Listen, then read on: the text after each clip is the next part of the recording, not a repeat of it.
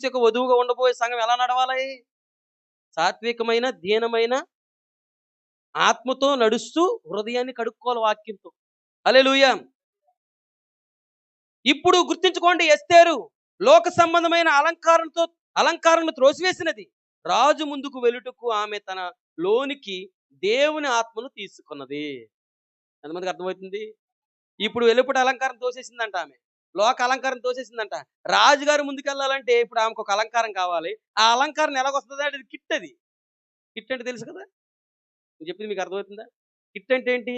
ఒకటి కొంటే, ఒక బాక్స్ కొంటే అన్నీ ఆ కిట్‌లోనే ఉంటాయి.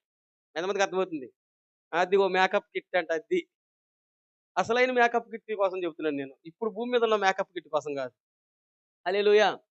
మనకొక కిట్ ఇవ్వబడిందా లేదా? ఆ కిట్‌లో ఏముందో తెలుసా? అన్నీ ఉన్నాయి. వధువుగా గొర్రెపిల్ల భార్యగా మారడానికి కావాల్సినంత మెటీరియల్ ఆ కిట్‌లోనే ఉంది. ఏంటా కిట్ తెలుసా? హోలీ గోస్ట్. పరిశుద్ధాత్మే ఆ కిట్టు. ఆ కిట్‌లో ఏముందో తెలుసా? వధువుగా మారడానికి, ఎస్తేరుగా మారడానికి, రాణిగా మారడానికి కావాల్సిన తగ్గింపు ఉంది, వినయం ఉంది, మంచితనం ఉంది, దయాలత్వం ఉంది. ఏది కావాలో ఆ కిట్‌లోంచి తీసుకోవడం, అందించుకోవడమే. ఎంతమందికి అర్థమవుతుందండి? ఎంతమంది? అది నువ్వు పొందుకోవాలంటే నువ్వు ముందేం పొందుకోవాలా? కిట్ పొందుకోవాలా. ఇప్పుడు ఎస్తేరు ఏ కిట్‌ని పొందుకుంది? రాజుని కలుసుకోవాలంటే పరిశుద్ధాత్మ నాకు కావాలా. పరిశుద్ధాత్మతో మాత్రమే నేను రాజుని కలవగలను. అందుకని రాజు ముందుకు వెళ్ళుటకు ఆమె తన లోనికి దేవుని ఆత్మననే కిట్టిని పొందుకుంది. ఈ దేవుని ఆత్మ ఏం చేస్తుందో తెలుసా? ఆమె ఎలా జీవించాలో, ఎలా మాట్లాడాలో, రాజు ఎదుట ఎలా జీవించాలో, ఎలా నడవాలో, ఎలా ఎలా ప్రతిస్పందించాలో ఈ కిట్‌లోనే అన్నీ ఉన్నాయి. ఎంతమందికి అర్థమవుతుందండి? పరిశుద్ధాత్మ నువ్వు పొందుకుంటే లోకంలో ఎలా జీవించాలో, రాజు ఎదుట ఎలా జీవించాలో, సంఘంలో ఎలా జీవించాలో పరిశుద్ధాత్మ నీకు నేర్పిస్తది. పరిశుద్ధాత్మ నిన్ను నడిపిస్తది. హల్లెలూయా!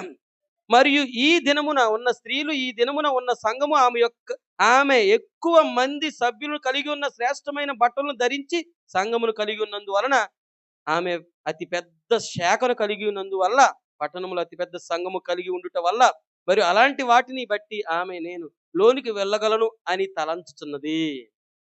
నీవు దాని మీద ఆధారపడినట్లయితే దానికి 10,00,000 మైళ్ళు దూరంలో నువ్వు తప్పిపోతావు. ఎంతమందికి అర్థమవుతుంది? ఈరోజు సంఘం ఏమనుకుంటుందంట, ఎక్కువ మంది సభ్యులు ఉంటే, అద్భుతాలు, స్వస్థతలు జరిగితే, ప్రవచనాలు చెప్తుంటే, అక్కడ దెయ్యాలు వెలగొడుతుంటే, ఆ సంఘంలో గాని నేను సభ్యుడిగా ఉంటే, ఆ సంఘంలో నేను ఎస్తేరుగా మారిపోతాను, రాజుగారిని కలుసుకుంటాను. ఎంతమందికి అర్థమవుతుంది చెప్పేది? ప్రవక్త అంటున్నాడు, అలా నువ్వు అనుకుంటే, ఒక పెద్ద సంఘంలో ఉంటే, సభ్యుడిగా ఉంటే, నేను ఎస్తేరుగా రాణిగా లోనకెళ్ళిపోతానని నువ్వు అనుకుంటే, నీవు 10,00,000 మైళ్ళు దూరంగా ఉన్నావు దేవునికి. ఎంతమందికి అర్థమవుతుంది? పెద్ద సంఘంలో ఉంటే రాణిగా అవ్వవు.